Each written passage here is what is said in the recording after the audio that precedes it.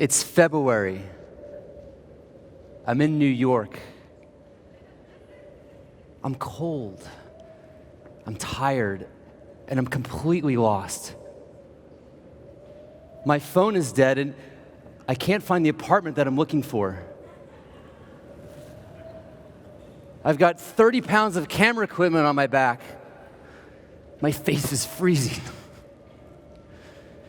My hands are numb, my credit cards are maxed out, and my company is on the brink of shutdown. I looked up into the dark night sky and I said, how did we get here? When we launched Airbnb in 2008, we knew that we were onto something that we thought and believed people would one day love. It was a service that allowed hosts to open up their homes and share it with guests to connect with a new type of hospitality. In the beginning, it was exciting to see new hosts and guests sign up, but at a rate of 1 to 2 hosts per week, it wasn't catching on quite as fast as it needed to. As this went on for 8 months, we were starting to lose both time and money. Now, when your startup isn't working out, you can do a lot of things.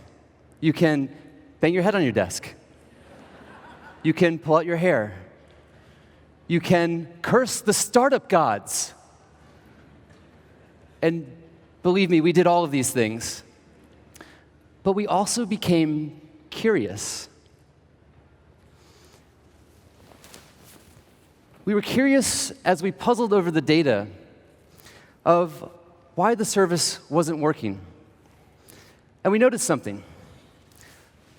We noticed that we were in San Francisco, and most of our hosts were in New York City. So when you have a lot of people who don't use your service, it actually gives you a lot of time to focus on those who do. And we noticed something. We noticed a pattern, and the pattern was this. The pictures of listings were terrible. I mean, really bad. There were pictures of kitchens with dirty dishes and bathrooms with toilet seats that were up. There were even photos that were just blurry. And what's worse than a blurry photo than one taken at night? That's when one of our mentors, a guy named Paul Graham, gave us a piece of advice that changed the course of Airbnb. Let's take a minute and listen to what that advice was. So I said, go meet your hosts. And the Airbnbs did. They went to New York and they went door to door talking to hosts. We came up with a crazy solution. We travel to New York, rent professional photography equipment, and photograph host listings for free. How hard could that be? It turns out plenty hard. However, we got to meet most of our hosts in New York, and we got to learn from them. We got to hear what they liked, what they didn't like. What did they want to have fixed? When we got back to San Francisco, we uploaded the photos, we made the improvements, and something remarkable happened. The numbers, which had been stagnant for months, suddenly doubled. So next weekend, what did we do? We went right back to New York City. We met more hosts. We learned about more things that they wanted. We listened to them. And when we came back to San Francisco, we made the changes. We uploaded more photos, and the numbers doubled yet again. We continued this for 10 months, including coming to Paris in 2009 to start to get a European perspective on what we needed to listen to. So, listening to hosts has been one of the most important things. And we know that it's changed the course of the company, the impact that you've had on us as we've grown from a few in New York to now over 35,000 in New York alone. The impact of what you tell us, the impact of us listening to you, has dramatically changed the course of Airbnb. In 2012, Hurricane Sandy hit New York, displacing thousands of people. A host in Brooklyn named Shell sent us an email. She said, Airbnb, actually, let's say this in her words. I opened up my home because it was the right thing to do. I emailed the company and I couldn't believe what happened next. We got that email. We were so impressed and inspired by her generosity that we changed our system to allow her and anyone else who wanted to share their home for those displaced. Guess what happened next? We end up on the phone with the mayor of New York City, Mayor Bloomberg. And it led to a partnership of New York promoting this so that those without a home could stay with Airbnb hosts, offering theirs for free. So picture this. Shell sends an email, we change our system, and the leadership of her city endorses it. But we didn't stop there. We took what we learned from that experience, and we built a global disaster response system so that hosts anywhere around the world could respond to local emergencies. It's now a global system. All of this came from one host with one idea.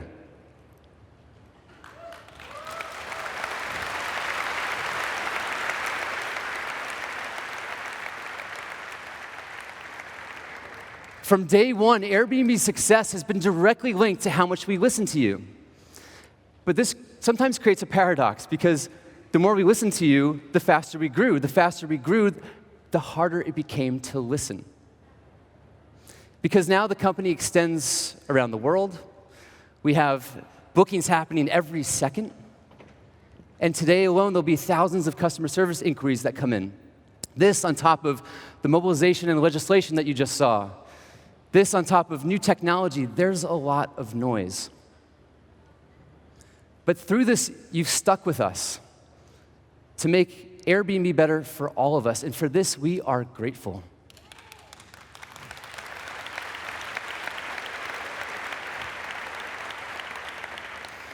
So this week, we're going to introduce some new ways for you to communicate with us and for us to listen.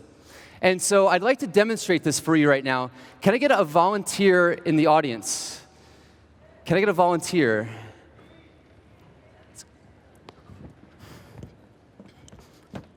Okay, great. Would you mind standing up, please?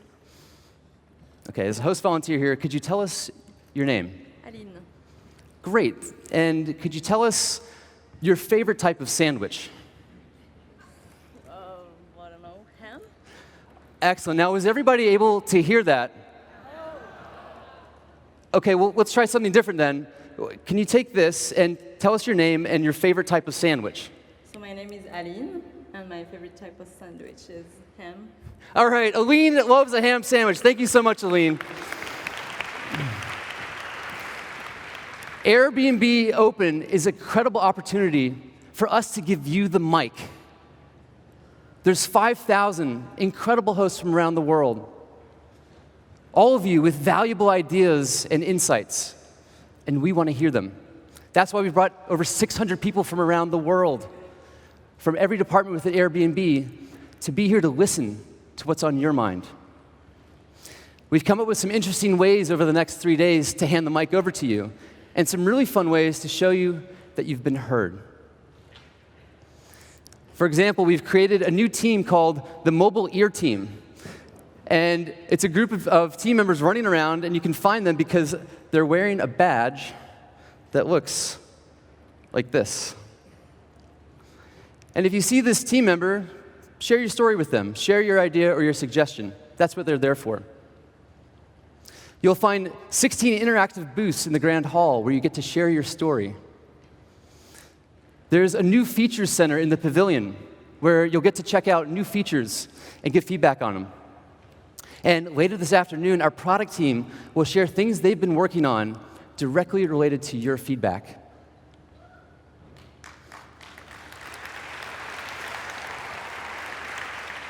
So what are we looking to learn over the next couple of days? Well, there's a couple of things. The first are the small gestures, the things that you do for your guests that have a big impact. The second are slightly bigger. They're the fixes and improvements that you know you want to see happen on the site. And last are the really, really big things. And we'll get to those in a second. So let's talk about a small gesture. One host told me that when he has a couple stay with him, he will actually reach out to one of the guests and ask the other's favorite flower bouquet. So when they arrive, the guest's favorite flowers are waiting for them in their listing. It's a small gesture, but it has a big impact. Now, we wanted to name these types of moments, so we're in France. Why don't we call these moments de joie? Translated, that means moments of joy. I've actually had this experience as well. When guests come through my doors in San Francisco, I hand them an envelope. Inside the envelope is something that the previous guest has left for them. And so when that guest checks out, they leave something behind as well, and the cycle continues. It's a small thing, but it brings a big smile to their face. Now, I'm sure so many of you have moments of joy that you do for your guests, and we want to hear about them. Later today, our Director of Hospitality, Laura Hughes, will tell you how to share your moments with us. So next, we'd like to hear your wish list of improvements. Now, I have a feeling that most of you in this room are some of the most active hosts on our site, using our apps and the website, which means that you have great insights into what's working and what's not. So is there a small upgrade you'd love to see? Is there a bug you'd love us to fix? Okay, well, let's do something here. Since we care about this so much, I'd love for you to take out your phones right now, and I want you to email me directly. Just that one little thing. Seriously, joe.gebbia@airbnb.com. We are so serious about this. Whatever that thing is, the reason that you just said yes, I'd like you to email me. We'll just take 60 seconds. Send me that small little bug, that little fix, that tiny upgrade that you're like, if they could just do this, it'd make my life as a host so much easier, and it'd probably take them 5 minutes.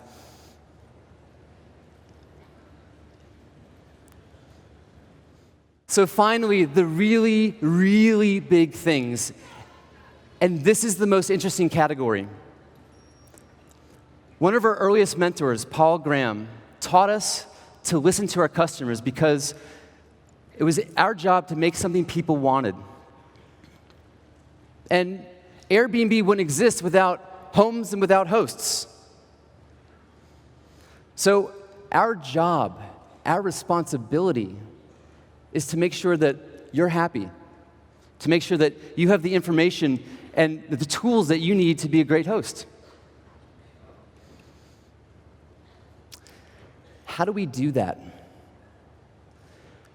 We know that we need to do more than small fixes and modest improvements when the site breaks. Our ambition for a long-term relationship with you is much bigger than that.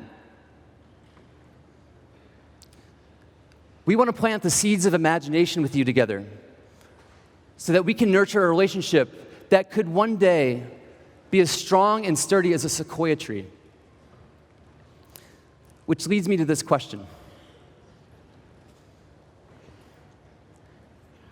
As mentors to us, what is the one thing we need to do to support you hosting for life? Think about that.